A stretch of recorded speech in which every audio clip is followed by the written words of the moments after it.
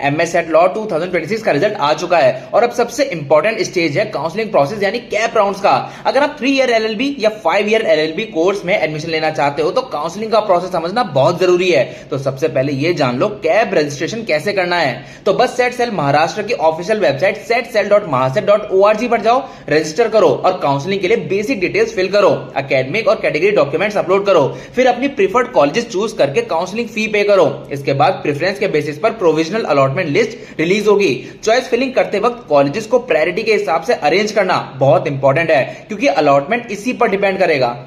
वैसे अगर आप अपने एमएस सेट लॉ स्कोर के बेसिस पर यह जानना चाहते हो कि आपके एडमिशन के चांसेस किन कॉलेजेस में बन सकते हैं तो शिक्षा का फ्री कॉलेज प्रेडिक्टर यूज करो। प्रेडिक्टर का लिंक चाहिए तो बस व्हाट्सएप करो msset@8585951111 and we will share it with you for free.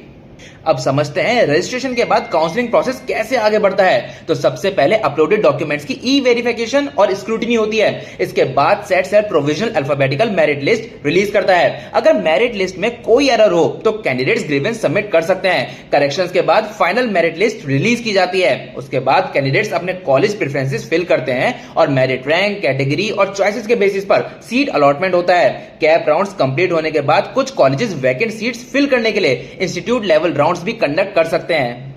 देखो काउंसलिंग और एडमिशन प्रोसेस के दौरान आपको डॉक्यूमेंट जैसे एडमिट कार्ड और rank card, application form, marksheet, school leaving certificate etcetera ready रखने होंगे। बाकी डॉक्यूमेंट्स आप स्क्रीन पर देख सकते हो। सीट अलॉटमेंट के बाद आपको फ्रीज और फ्लोट का ऑप्शन मिलता है। फ्रीज ऑप्शन का मतलब है कि आप अलॉटेड कॉलेज से सेटिस्फाइड हो और अपनी सीट कंफर्म करना चाहते हो। फ्रीज करने के बाद आप नेक्स्ट कैप राउंड्स में पार्टिसिपेट नहीं कर सकते।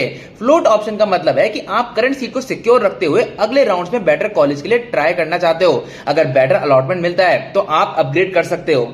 अब सीट रिजर्वेशन की बात करें तो मोस्ट गवर्नमेंट और गवर्नमेंट एडेड इंस्टीट्यूट्स में महाराष्ट्र स्टेट कैंडिडेट्स के लिए अप्रोक्सीमेटली 85% सीट्स रिजर्व्ड होती हैं, जबकि 10% सीट्स ऑल इंडिया कैटेगरी के लिए अवेलेबल रहती हैं। कुछ माइनॉरिटी इंस्टीट्यूट्स में सेपरेट माइनॉरिटी रिजर्वेशन भी होता है। सो गाइस, काउंसलिंग के हर स्टेप्स को केयरफुली कंप्लीट करिए, डॉक्यूमेंट्स रेडी रखिए और फ्रीज या फ्लोट ऑप्शन चूज करते वक्त फ्यूचर पॉसिबिलिटी को जरूर कंसीडर करिए। और अगर आप MS set law accepting colleges की कंप्लीट लिस्ट या बैकअप कॉलेजेस जानना चाहते हो तो बस व्हाट्सएप करो msset@8585951111 and we will guide you for free। और वीडियो हेल्पफुल लगा हो तो लाइक, शेयर और सब्सक्राइब करना मत भूलना।